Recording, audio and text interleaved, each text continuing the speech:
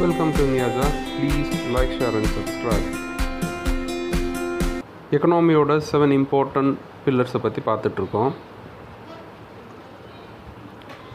போன லெக்சரில் ரிசர்வ் ரேஷியோஸை பற்றி பார்த்தோம். எஸ்எல்ஆர் அண்டு சிஆர்ஆர் எப்படி ஃபங்க்ஷன் ஆகுது, அதை வச்சுக்கிட்டு எப்படி இன்ஃப்ளேஷனை மேனேஜ் பண்ணுறாங்க, டிஃப்ளேஷனை மேனேஜ் பண்ணுறாங்கிறத பற்றி பார்த்தோம். மானிட்டரி பாலிசியில் இன்னொரு முக்கியமான ஒரு ஃபங்க்ஷன், ஆர்பிஐயோட ஃபங்க்ஷன் பார்த்தீங்க அப்படின்னா open market operation. What is open market operation? Government நிறைய ப்ராஜெக்ட்ஸ் பண்ணுறாங்க, நிறைய ஸ்கீம்ஸ் இன்ட்ரடியூஸ் பண்ணுறாங்க, நிறைய பிளான்ஸை இம்ப்ளிமெண்ட் பண்ணுறாங்க. டிஃபென்ஸு, மேனுஃபேக்சரிங், ப்ரொடக்ஷன், நிறைய அதோடய ஃபங்க்ஷனை பண்ணிகிட்ருக்கு. இதுக்கு நிறைய பணம் வேணும். அந்த பணத்தெல்லாம் எப்படி எங்கேருந்து யூஸ் பண்ணுறாங்கன்னா டாக்ஸஸ் தான். முதல்ல வேரியஸ் டைப் ஆஃப் டாக்ஸஸ் இருந்துச்சு. இப்போ சிம்பிளிஃபை பண்ணி இன்கம் டேக்ஸ், ஜிஎஸ்டிக்கு கீழே நிறையா கொண்டு வந்திருக்காங்க. மேஜர் டாக்ஸஸ், சென்ட்ரல் டாக்ஸஸில் என்னென்னு பார்த்தீங்கன்னா income tax, central goods and service tax called CGST, customs duty இருக்குது, இன்டகிரேட்டட் ஜிஎஸ்டி, ஐஜிஎஸ்டின்னு சொல்லுவாங்க. அந்த மேஜர் ஸ்டேட் டேக்ஸஸ் பார்த்தீங்க அப்படின்னா state goods and service tax இருக்குது, அதாவது SGST and stamp duty and registrations மூலமாக வர்ற டாக்ஸஸ். இதில் நம்ம ரொம்ப டீப்பாக போகிறதில்ல. வாட் ஐ மீன் இஸ், இந்த மாதிரி டாக்ஸஸை கலெக்ட் பண்ணி அதில் தான் அந்த கவர்மெண்ட் ஃபங்க்ஷன் ஆகும். இந்த சேம் வே இப்போது அதில் ஏதாவது ஒரு பற்றாக்குறை வந்துருச்சு, இப்போ அது ஒரு டிஃபிசிட் வருது. இப்போ கவர்மெண்ட்டுக்கு ஒரு இம்பார்ட்டண்டான ஒரு ப்ரோக்ராம் போட, ஒரு ப்ராஜெக்ட் பண்ணுறதுக்கு பணம் தேவைப்படுது அப்படின்னா என்ன பண்ணுவாங்க அப்படின்னா they go for loans. As usually நம்ம எப்படி லோனுக்கு போகிறோமோ அது மாதிரி government will go for loan. There are 2 type of loans.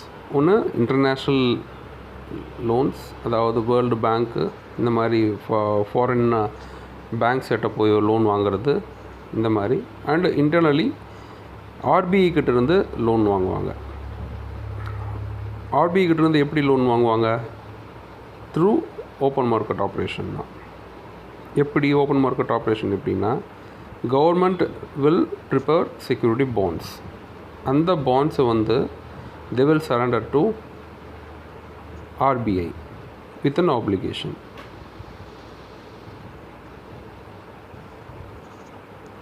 So இப்போ ஆர்பிஐ கிட்ட இருக்குது, பணம் இருக்குது, they have reserve. And government will prepare government securities and they will give to RBI. RBI என்ன பண்ணுவாங்க? they will give the money எந்த பர்சன்டேஜில்னு பார்த்தா repo ரேட்டில் தான் கொடுப்பாங்க. இதை வச்சுக்கிட்டு, அந்த பணத்தை வச்சுட்டு கவர்மெண்ட் அதோட ஃபங்க்ஷன்ஸ் பண்ணும், அதோட ப்ராஜெக்டு, பிளான்ஸு, எம்ப்ளாய்மெண்ட்ஸ் எல்லாமே பண்ணி அதில் வர்ற லாபத்து மூலமாக இதோட இன்ட்ரெஸ்ட்டை பே பண்ணிட்டு அந்த லோனை திருப்பி கொடுத்துருவாங்க.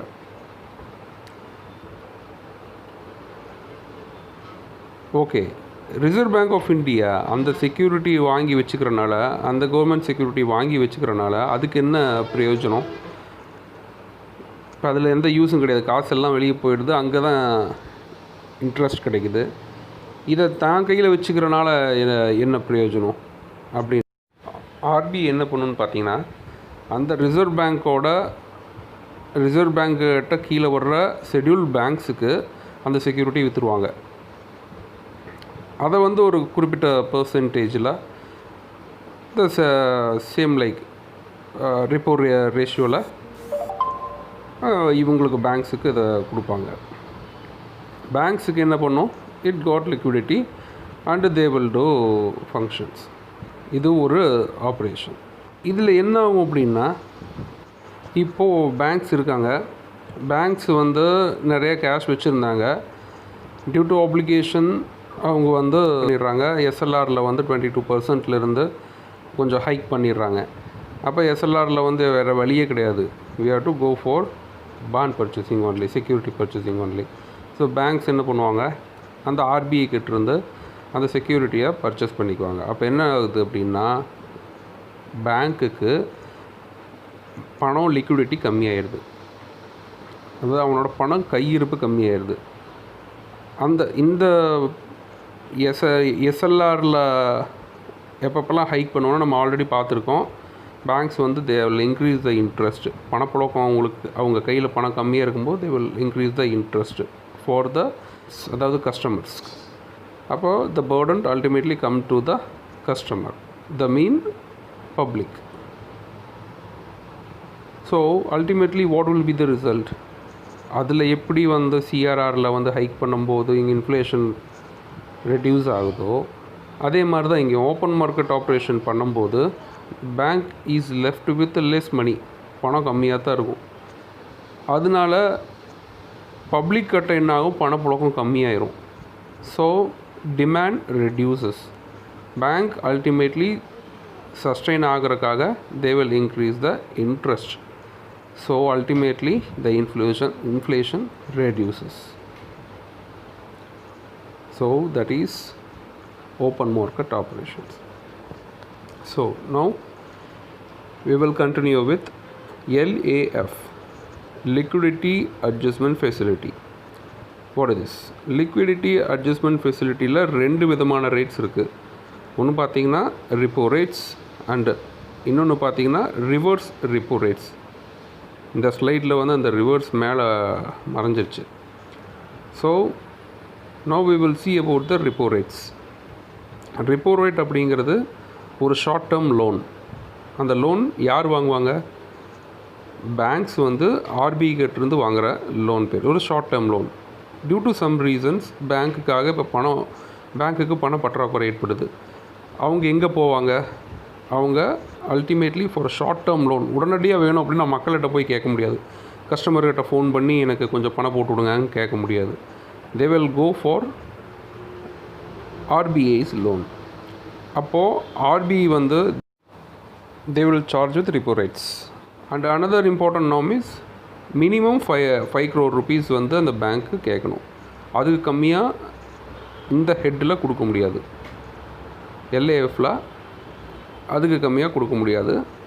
So this is called repo rate. Banks getting loan from RBI at the rate of repo rate. இப்போ at present it is 4%.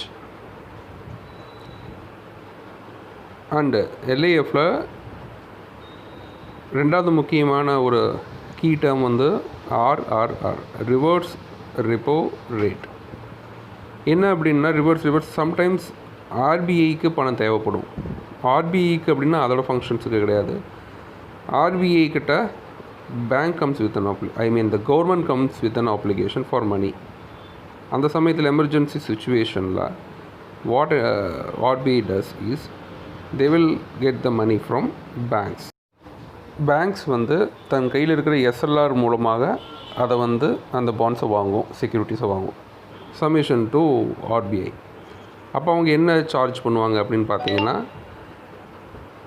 Reverse repo rate around 3.35% இப்போ போயிட்டுருக்கு. எப்போவுமே பார்த்தீங்கன்னா ரிப்போ ரேட்டோட ரிவர்ஸ் ரிப்போ ரேட் வந்து கம்மியாக தான் இருக்கும். ஆர்பிஐ வந்து எப்போவுமே பேங்க்ஸுக்கு அதிக ரேட்டில் தான் கொடுப்பாங்க. இன்னொரு முக்கியமான விஷயம் என்னென்னா ரிப்போ ரேட் மூலமாக பேங்க்ஸ் மட்டும்தான் வாங்க முடியுமா? ஆர்பிஐ கிட்டேருந்து central government, state government, non banking financial corporations, LIC எல்லாருமே வாங்கலாம். அட் வாட் ரேட் அப்படின்னா the repo rate. In the same way, reverse repo rate வந்து scheduled commercial banks which are coming under the purview of RBI, they will lend to RBI. Okay, the next key term is MSF, marginal standing facility. What is marginal standing facility?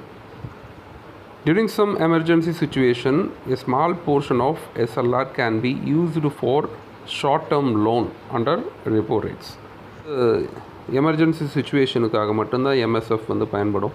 இதில் என்னென்னா SLR வந்து banks வந்து maintain பண்ணுவாங்க. நான் already சொன்ன மாதிரி எப்படி maintain பண்ணுவாங்க? RBI permits the SLR percentageல they can invest in gold, securities and government bonds அப்படின்னு சொல்லியிருக்கேன். ஸோ டியூரிங் எமர்ஜென்சி சுச்சுவேஷனில் அந்த பேங்க்ஸ் அந்த எஸ்எல்ஆர் மூலமாக வாங்கின அந்த செக்யூரிட்டிஸை ஆர்பிஐயில் அடகு வச்சுக்கிட்டு they can go for a short term loan.